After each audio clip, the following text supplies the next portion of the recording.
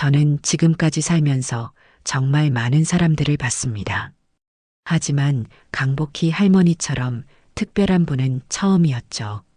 서울 외곽 작은 사거리에 자리한 허름한 포장마차. 그곳이 바로 할머니의 터전이었습니다. 밤이 깊어갈수록 할머니의 포장마차는 더욱 빛이 났어요. 낡은 천막 아래 놓인 작은 테이블 몇 개, 그리고 김이 모락모락 피어오르는 큰 냄비들. 할머니는 80이 넘은 나이에도 혼자서 국수를 삶고 김치찌개를 끓이며 어묵을 우려내셨습니다. 손목에는 세월의 흔적이 깊게 패여 있었지만 국자를 드는 손길만큼은 여전히 야무졌죠. 이곳을 찾는 사람들은 정말 다양했습니다. 새벽까지 공부하다 출출해진 대학생부터 시작해서 야근을 마치고 집에 가는 회사원들, 심지어는 정장을 빼입은 재벌가 사람들까지도 이곳에 앉아 국수 한 그릇을 후루룩 들이켰어요. 가끔은 군복을 입은 장성들도 보였습니다. 계급장이 번쩍이는 어깨를 구부리고 앉아서 할머니의 손맛을 그리워하는 모습이 인상적이었죠. 할머니는 누구에게든 똑같았습니다. 돈이 없어서 머뭇거리는 학생에게는 배고프면 먹어야지, 뭘 그러고 있어라며 그냥 밥을 차려주셨고, 비싼 차를 타고 온 사람에게도 똑같은 친절함으로 대해주셨죠. 특히 기억에 남는 건 할머니가 항상 하시던 말씀이었습니다. 배고픈 사람에게 밥 주는 건 사람이 해야 할 일일 뿐이야. 별거 아니란다. 그런데 정말 별거 아닌 일이었을까요? 저는 나중에 알게 됐습니다. 이 작은 포장마차에서 한 끼 얻어먹고 자란 사람들이 얼마나 많은지를요. 지금 대한민국을 이끌어가는 수많은 인물들이 어릴 적 이곳에서 따뜻한 밥 한 그릇의 은혜를 받았다는 사실을 말입니다. 하지만 할머니는 단 한 번도 그런 사실을 자랑하거나 이름을 팔려고 하지 않으셨어요. 그저 묵묵히 자신의 자리에서 배고픈 사람들을 위해 밥을 짓고 국을 끓일 뿐이었습니다. 그런 할머니의 모습을 보면서 저는 진짜 어른이 뭔지 알 것 같았죠. 사실 할머니 포장마차에는 특별한 규칙이 있었습니다. 돈이 없어도 배고프면 먹을 수 있다는 것, 그리고 언젠가 여유가 생기면 그때 갚으면 된다는 것이었어요.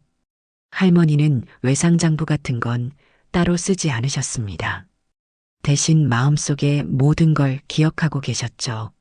누가 언제 와서 뭘 먹었는지, 그 사람이 얼마나 힘들어했는지 모든 걸 다 기억하고 계셨습니다. 그래서 할머니 포장마차는 단순한 음식점이 아니었어요. 마치 따뜻한 안식처 같은 곳이었습니다.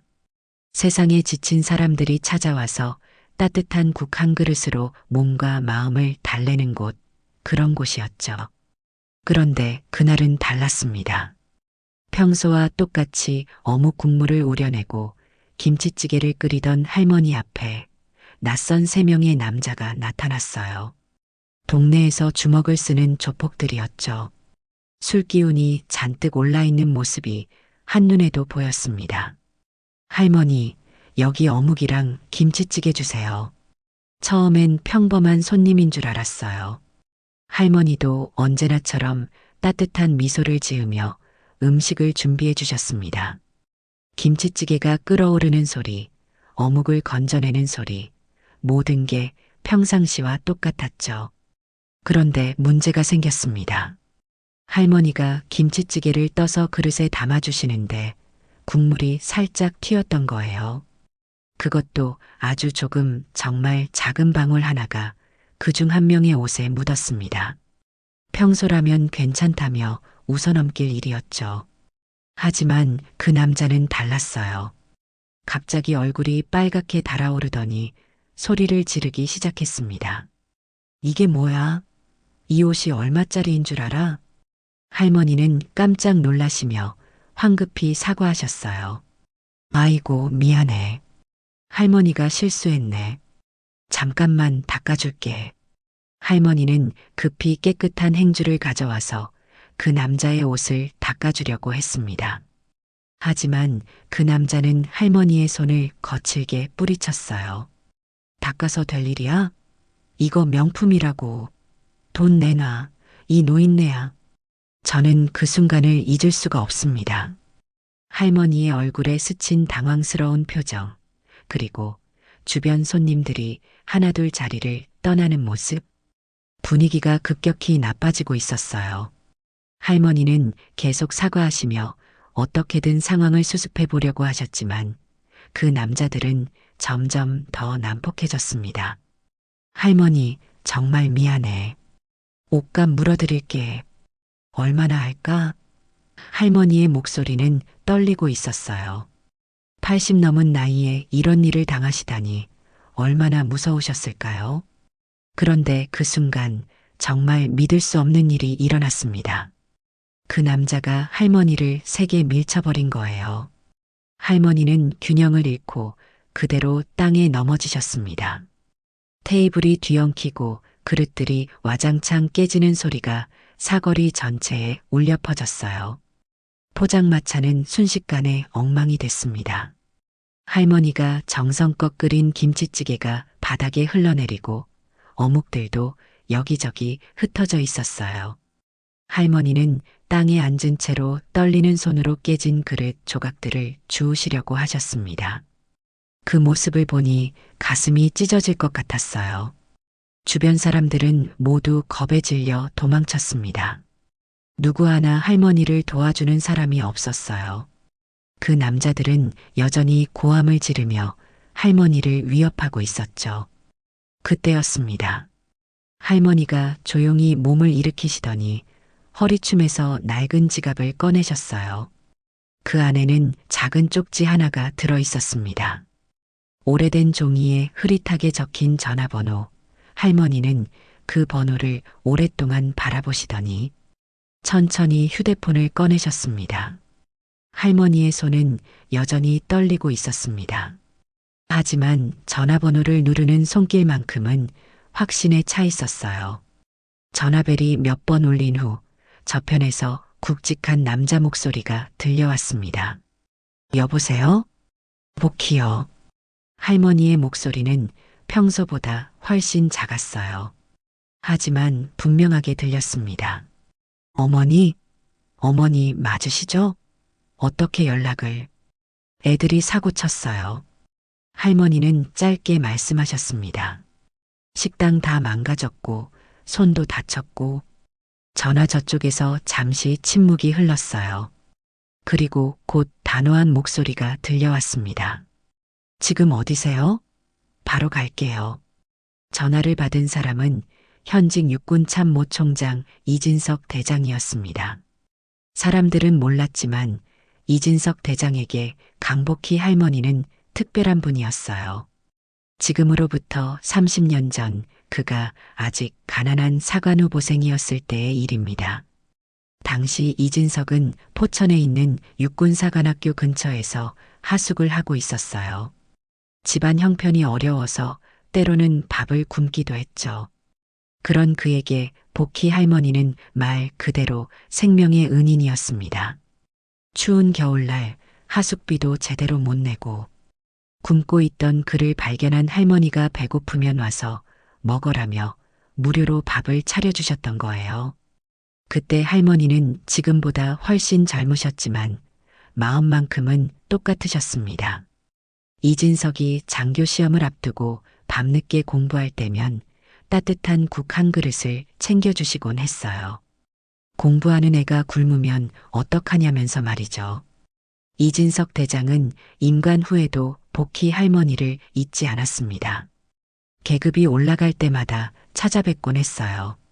하지만 할머니는 항상 공부 열심히 해서 훌륭한 군인 되는 게 할머니한테 보답하는 거야 라고 말씀하시며 어떤 도움도 받으려 하지 않으셨죠. 그런 할머니가 직접 전화를 걸어오셨다는 건 정말 심각한 상황이라는 뜻이었습니다. 이진석 대장의 얼굴은 순식간에 굳어졌어요. 그는 즉시 부관을 불러 지시를 내렸습니다. 현장 대응팀 출동 준비해. 지금 당장. 어디로 가시는 겁니까? 내 은인이 위험에 처했다. 장비는 민간 보호 기준으로 준비하고 법무관도 함께 데리고 와. 부관은 대장의 진지한 표정을 보고 더 이상 묻지 않았습니다. 곧 사령부 전체가 긴급 상황 모드로 돌입했어요. 이진석 대장에게는 복희 할머니가 단순한 개인적 은인이 아니었습니다. 그분은 국가를 위해 헌신하는 군인을 키워낸 숨은 영웅이었죠. 대장은 차에 오르면서 다시 한번 할머니께 전화를 걸었습니다. 어머니, 이진석입니다. 지금 가고 있으니까 조금만 기다려주세요. 절대 무서워하지 마세요. 할머니의 목소리는 여전히 떨리고 있었지만 조금은 안심이 되시는 것 같았어요. 그래, 진석이구나. 할머니 괜찮으니까 천천히 와도 돼. 하지만 이진석 대장은 천천히 갈 생각이 전혀 없었습니다. 그에게는 할머니의 안전이 무엇보다 중요했거든요. 20분 후 조용했던 사거리가 갑자기 술렁이기 시작했습니다. 멀리서 자동차 소리가 들려오더니 곧 검은색 차량 5대가 일렬로 나타났어요. 모두 군용 번호판을 달고 있었고 차체에는 육군 마크가 선명하게 새겨져 있었습니다. 조폭들은 처음엔 별 관심을 보이지 않았어요. 뭐야, 기자라도 오나? 라며 오히려 비웃는 소리까지 했죠. 하지만 차에서 내린 사람들을 보고는 표정이 달라지기 시작했습니다. 정장을 입은 군 간부들과 군복을 입은 장병들이 조용히 차에서 내렸어요. 모두들 굉장히 진중한 표정이었습니다. 마치 중요한 작전을 수행하러 온 것처럼 말이죠. 그중 한 명, 대령 계급장을 단 남자가 조폭들에게 다가왔습니다. 실례합니다만 당신들이 강복희 여사님에게 무례를 범한 분들입니까? 조폭들은 어리둥절했어요. 갑자기 나타난 군인들이 할머니를 여사님이라고 부르는 게 이상했죠. 그중 한 명이 건방지게 대답했습니다. 그게 당신들이랑 무슨 상관이야? 여기서 뭐 하는 거야? 대령은 차분하게 대답했어요. 저희는 국가를 위해 헌신하신 분을 보호하는 임무를 수행하고 있습니다. 강복희 여사님은 우리가 지켜야 할 소중한 분입니다. 그 말을 들은 조폭들은 더욱 당황했어요. 도대체 이 할머니가 누구길래 군대에서까지 나타난 건지 이해할 수 없었거든요. 하지만 분위기는 이미 완전히 바뀌어 있었습니다. 할머니는 구석에 앉아서 이 모든 상황을 바라보고 계셨어요.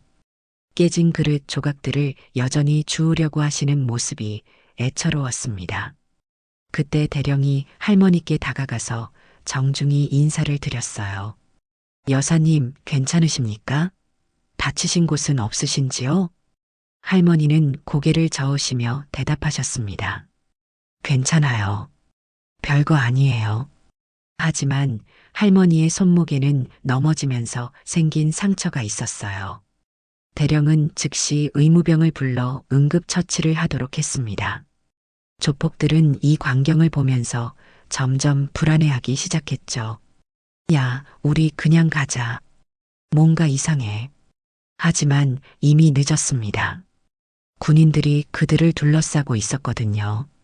물론 위협적이거나 폭력적인 모습은 아니었어요. 하지만 조폭들로서는 압박감을 느낄 수밖에 없었습니다. 그때 또 다른 차 한 대가 도착했습니다. 이번엔 좀 더 고급스러운 차량이었어요. 차에서 내린 사람을 보고 모든 군인들이 일제히 경례를 올렸습니다. 바로 이진석 육군 참모총장이었죠. 대장의 등장과 함께 현장의 분위기는 또 한 번 달라졌습니다. 조폭들은 이제 정말로 무슨 일이 벌어지고 있는지 깨닫기 시작했어요. 자신들이 건드린 할머니가 보통 사람이 아니라는 걸 말입니다. 이진석 대장은 곧장 할머니께 달려갔어요. 그리고 할머니 앞에 무릎을 꿇고 말씀드렸습니다. 어머니, 늦어서 죄송합니다. 많이 놀라셨죠? 할머니는 대장의 얼굴을 보시더니 미소를 지으셨어요. 아이고, 진석이구나. 이렇게 큰 사람이 되었네. 이진석 참모총장이 할머니 앞에 선 그 순간 주변이 완전히 조용해졌습니다. 대한민국 육군의 최고 책임자가 80 넘은 포장마차. 할머니 앞에서 깊이 고개를 숙이는 모습을 보고 있자니 저도 모르게 숙연해졌어요. 어머님, 이진석입니다. 대장의 목소리에는 깊은 존경이 담겨 있었습니다. 예전 포천에서 밥 얻어먹고 장교 시험 붙은 놈입니다. 할머니는 대장의 어깨에 달린 별을 보시더니 눈물을 글썽이셨어요. 아이고, 그때 그 앙상한 애가 밥 줬더니 별을 달고 왔구먼. 그 말씀을 들은 이진석 대장의 눈가도 촉촉해졌습니다. 30년 전 추운 겨울 굶주렸던 자신에게 따뜻한 밥을 나눠주셨던 그 은혜를 어떻게 잊을 수 있겠어요. 할머니가 아니었다면 지금의 자신도 없었을 거라고 대장은 항상 생각하고 있었습니다. 어머님 덕분에 제가 여기까지 올 수 있었습니다. 대장은 정중히 굴레를 올렸어요. 그런데 어머님을 이렇게 힘들게 한 놈들이 있다고 하니 제가 가만히 있을 수가 없었습니다. 조폭들은 이 광경을 보고 완전히 얼어붙었어요. 육군 참모총장이 포장마차 할머니에게 경례를 올리는 모습, 그리고 할머니를 어머님이라고 부르는 걸 보니 사태의 심각성을 깨달았죠. 이제서야 자신들이 얼마나 큰 실수를 했는지 알게 된 거예요. 할머니는 대장의 팔을 잡으시며 말씀하셨습니다. 진석아, 이런 일로 내가 나올 일은 아니었는데. 어머님, 이런 일이야말로 제가 나서야 할 일입니다. 대장의 목소리는 단호했어요. 어머님은 저만의 은인이 아니에요. 수많은 사람들의 은인이시죠. 사실 이진석 대장만이 아니었습니다. 할머니의 포장마차에서 도움을 받았던 사람들은 정말 많았거든요. 지금 정부에서 일하는 고위공무원, 대기업 회장, 유명한 교수, 심지어 다른 군 장성들까지도 할머니의 은혜를 받은 사람들이었어요. 대장은 조폭들을 향해 돌아섰습니다. 그의 얼굴에는 분노가 서려 있었어요. 하지만 감정을 억누르고 차분하게 말했습니다. 당신들이 해친 분은 단순한 포장마차 사장이 아닙니다. 이분은 우리나라의 미래를 키워내신 분이에요. 굶주린 학생들에게 밥을 주고 어려운 사람들을 도와주신 분입니다. 조폭들 중 한 명이 떨리는 목소리로 말했어요. 저희가 몰랐습니다. 사과드릴게요. 하지만 대장의 표정은 여전히 굳어 있었습니다. 사과로 해결될 문제가 아닙니다. 당신들이 어머님께 가한 모욕은 곧 우리 군 전체에 대한 모욕입니다. 할머니는 상황이 너무 커지는 걸 보시고 대장의 소매를 잡으셨어요. 진석아, 그만해도 돼. 할머니는 괜찮다. 하지만 이진석 대장은 고개를 저었습니다. 어머님, 이건 개인적인 감정의 문제가 아닙니다. 이분들은 반드시 책임을 져야 해요. 그때 법무관이 앞으로 나왔습니다. 그는 조폭들에게 차분하게 설명했어요. 당신들의 행위는 명백한 폭행과 협박입니다. 특히 사회적으로 존경받는 분에게 가한 행위라는 점에서 더욱 엄중하게 다뤄질 것입니다. 조폭들은 이제 완전히 겁에 질렸어요. 단순히 포장마차에서 시비를 걸었을 뿐인데 이렇게 큰일이 될 줄은 꿈에도 몰랐죠. 할머니는 여전히 대장을 말리려고 하셨지만 대장의 의지는 확고했습니다. 할머니에게 받은 은혜를 이런 식으로 갚는 게 마땅하다고 생각했거든요. 이진석 대장은 조폭들 앞에 당당히 서서 말했습니다. 당신들이 오늘 한 행동이 얼마나 큰 잘못인지 아십니까? 조폭들은 아무 말도 하지 못했어요. 방금 전까지만 해도 건방지게 굴던 그들이 이제는 완전히 위축되어 있었습니다. 육군 참모총장의 위험 앞에서 감히 대들 용기가 나지 않았거든요. 이분은 단순한 포장마차 할머니가 아닙니다. 대장의 목소리는 점점 더 단호해졌어요. 이분은 우리나라의 숨은 영웅이에요. 수십 년 동안 배고픈 사람들에게 따뜻한 밥을 나눠주시고 어려운 학생들을 도와주신 분입니다. 조폭들 중 한 명이 떨리는 목소리로 말했어요. 죄송합니다. 정말 몰랐습니다. 하지만 대장은 그들의 사과를 받아들일 생각이 없었습니다. 몰랐다고요? 나이 많은 할머니에게 폭력을 휘두르는 게 옳은 일인지도 모르셨다는 말씀입니까? 사실 이진석 대장에게는 개인적인 감정만이 아니라 더 큰 의미가 있었어요. 할머니 같은 분들이 있기에 우리 사회가 따뜻함을 유지할 수 있다고 생각했거든요. 그런 분을 해치는 건 사회 전체에 대한 도전이라고 여겼습니다.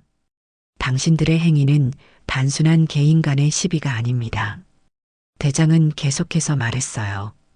이분은 저를 포함해서 수많은 사람들의 어머니 같은 존재예요.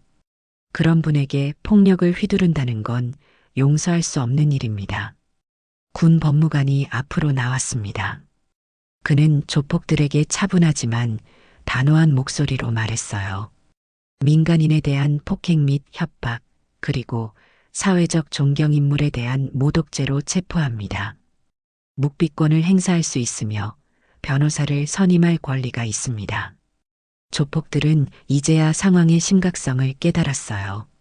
그들은 필사적으로 사과하기 시작했습니다. 정말 죄송합니다. 저희가 잘못했습니다. 할머니, 정말 미안해요. 하지만 할머니는 조용히 고개를 저으셨어요. 이미 엎질러진 물이야. 사과한다고 해서 할머니 마음의 상처가 없어지는 건 아니란다. 그 말씀을 들은 조폭들의 얼굴은 더욱 창백해졌습니다. 자신들이 단순히 옷에 국물이 튄 것 때문에 화를 냈지만 결국 한 할머니의 마음에 깊은 상처를 남긴 거였죠.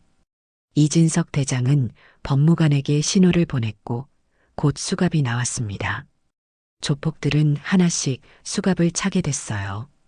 그들의 얼굴에는 후회와 두려움이 가득했습니다. 이런 일이 다시 발생하지 않도록 엄중히 처벌하겠습니다. 법무관이 마지막으로 말했어요. 사회의 어르신들을 보호하는 것은 우리 모두의 의무입니다. 조폭들이 끌려가는 동안 할머니는 그들을 바라보셨어요. 그 눈빛에는 분노보다는 안타까움이 더 많이 담겨 있었습니다. 아마도 그들도 누군가의 자식이고 언젠가는 바른 길로 돌아오기를 바라시는 마음이었을 거예요. 어머님, 이제 안심하셔도 됩니다. 이진석 대장이 할머니께 말씀드렸어요. 다시는 이런 일이 일어나지 않도록 하겠습니다. 할머니는 대장의 손을 잡으시며 말씀하셨습니다. 고마워, 진석아. 그런데 이렇게 큰 일로 만들 필요는 없었는데. 어머님, 이건 큰 일이 맞습니다. 대장은 진지하게 대답했어요. 어머님 같은 분들이 계시기에 우리 사회가 따뜻한 거예요. 그런 분들을 지키는 게 제 의무입니다. 조폭들이 끌려간 후 포장마차 자리는 완전히 엉망이 되어 있었습니다. 테이블은 뒤엉켜 있고 그릇들은 깨져 있었으며 할머니가 정성껏 끓인 음식들도 바닥에 흘러 있었어요. 할머니는 그 모습을 보시며 한숨을 쉬셨습니다. 아이고, 이걸 언제 다 치우지. 그때 이진석 대장이 나섰습니다. 어머님, 걱정하지 마세요. 저희가 다 해드릴게요. 대장의 지시에 따라 군인들이 움직이기 시작했어요. 어떤 이들은 깨진 그릇 조각들을 치우고 또 다른 이들은 엎어진 테이블을 바로 세웠습니다. 모든 게 체계적이고 신속하게 진행됐죠. 아니야, 이런 일까지 시킬 수는 없어.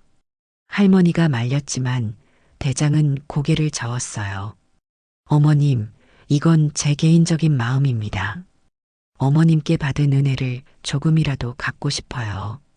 그날 밤이 깊어가면서 정말 놀라운 일이 벌어졌습니다. 군부대에서 새로운 포장마차 시설을 가져온 거예요. 기존의 낡은 천막 대신 튼튼한 구조물을 설치하고 온수장치와 전기시설까지 완벽하게 갖춰주었습니다. 할머니는 그 모습을 보시며 연신 손사래를 치셨어요. 이렇게까지 할 필요는 없는데 너무 과분해. 하지만 군인들의 마음은 이미 정해져 있었습니다. 그들에게도 할머니는 특별한 분이었거든요. 비록 직접적인 은혜를 받지는 않았지만 사회를 위해 헌신하신 분을 존경하는 마음이 있었어요. 부대 장병들이 돌아가며 식자재도 기증했습니다. 신선한 야채, 좋은 고기, 각종 양념들까지 트럭 가득 실어왔어요. 할머니는 그 많은 재료들을 보시며 어쩔 줄 몰라 하셨습니다. 이렇게 많은 걸 어떻게 다 받아? 어머님, 이건 저희가 드리는 게 아니에요. 한 중사가 말했어요. 저희가 어머님께 배우는 거예요. 어떻게 하면 어머님처럼 따뜻한 마음을 가질 수 있는지 말입니다. 할머니는 그 말을 듣고 눈물을 글썽이셨어요. 고마워. 정말 고마워. 하지만 공짜로 받으면 정 떨어진다. 그러시더니 할머니는 새로 설치된 주방으로 가셨어요. 국 한 그릇은 스스로 퍼야 진짜 고마운 거다. 할머니는 새로운 냄비에 물을 끓이기 시작하셨습니다. 비록 하루 종일 힘든 일을 겪으셨지만 여전히 누군가를 위해 밥을 하고 계셨어요. 그 모습을 보니 가슴이 뭉클했습니다. 군인들도 하나둘 할머니 주변에 모여들었어요. 그들은 할머니가 국을 끓이는 모습을 경건한 마음으로 지켜봤습니다. 마치 어머니가 자식을 위해 음식을 준비하는 것 같았거든요. 할머니, 저희도 도와드릴게요. 젊은 병사 하나가 말했어요. 고마워. 그럼 야채 좀 썰어줄래? 할머니는 미소를 지으시며 대답하셨어요. 그렇게 해서 그날 밤 포장마차에서는 특별한 만찬이 벌어졌습니다. 할머니가 직접 끓인 국과 군인들이 함께 준비한 반찬들, 모든 게 완벽했어요. 이진석 대장도 다른 군인들과 함께 할머니의 음식을 맛보며 옛날을 그리워했습니다. 역시 어머님 손맛은 변하지 않네요. 대장이 말했어요. 맛있게 먹어줘서 고마워. 할머니의 얼굴에는 만족스러운 미소가 번져 있었습니다. 다음 날 아침 할머니의 포장마차는 완전히 새로운 모습으로 변해 있었습니다. 깔끔하게 정리된 시설, 반짝이는 주방기구들, 그리고 무엇보다도 할머니의 환한 미소가 있었어요. 어제의 그 끔찍한 일이 거짓말처럼 느껴질 정도였습니다. 그런데 놀라운 일이 일어났어요. 아침 일찍부터 사람들이 줄을 서기 시작한 거예요. 어떻게 소식을 들었는지 정말 많은 사람들이 할머니 포장마차를 찾아왔습니다. 가장 먼저 온 사람은 한 기업의 회장이었어요. 정장을 빼입은 그는 할머니 앞에 와서 깊이 인사를 드렸습니다. 할머니, 기억하세요? 예전에 여기서 라면 끓여주신 그때 그 대학생이에요. 할머니는 그를 한참 바라보시더니 환하게 웃으셨어요. 아, 맞다. 그때 그 야위였던 애구나. 이렇게 멋진 사람이 되었네. 그 다음에는 교수, 의사, 변호사, 공무원들이 줄지어 왔어요. 모두 예전에 할머니께 도움을 받았던 사람들이었습니다. 그들은 하나같이 할머니께 감사 인사를 드리며 음식을 주문했죠. 할머니, 김치 국물 튀어도 괜찮습니다. 한 손님이 농담 반 진담 반으로 말했어요. 여기선 인생을 말아먹고 갑니다. 그 말에 주변 사람들이 모두 웃었습니다. 어제의 그 사건이 오히려 할머니의 진정한 가치를 알리는 계기가 된 거였어요. 할머니는 여전히 똑같은 마음으로 손님들을 대하셨습니다.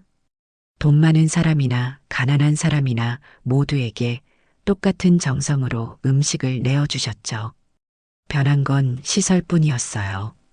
할머니의 마음은 예전과 조금도 다르지 않았습니다. 점심시간이 되자 더욱 놀라운 광경이 펼쳐졌어요.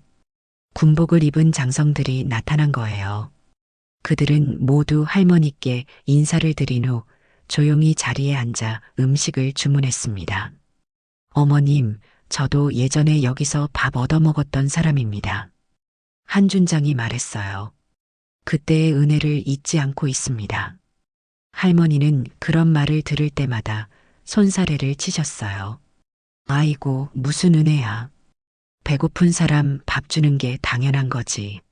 하지만 사람들은 그렇게 생각하지 않았어요.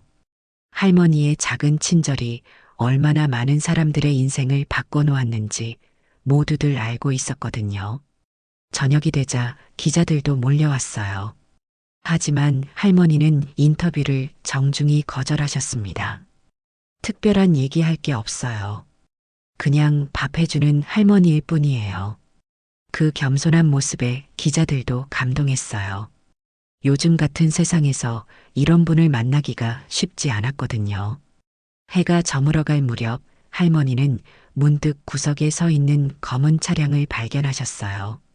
국방부 로고가 새겨진 그 차는 아침부터 계속 그 자리에 있었습니다. 할머니를 지키기 위해 남아있던 거였죠. 할머니가 손을 흔들어 인사하시자 차 안에서도 조용히 손을 흔드는 모습이 보였어요.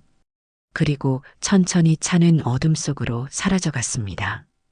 그날 밤 할머니는 새로운 주방에서 설거지를 하시며 혼잣말을 하셨어요. 김치 국물 하나 튀었다고 그렇게 화낼 일이었나? 사람이 사람을 좀 더 이해하고 살았으면 좋겠는데. 할머니의 포장마차에서는 여전히 따뜻한 김이 피어오르고 있었습니다. 그 김 속에는 수십 년간 변하지 않은 할머니의 사랑이 담겨 있었어요. 김치 국물이 튀는 것쯤은 아무것도 아니었습니다. 진짜 중요한 건 사람을 향한 따뜻한 마음이었거든요. 그렇게 해서 작은 김치 국물 한 방울이 드러낸 건 한 할머니의 위대한 마음이었습니다. 그리고 그 마음을 기억하고 있던 수많은 사람들의 고마운 마음이었죠. 밥은 여전히 따뜻했고 할머니의 미소도 여전히 환했습니다.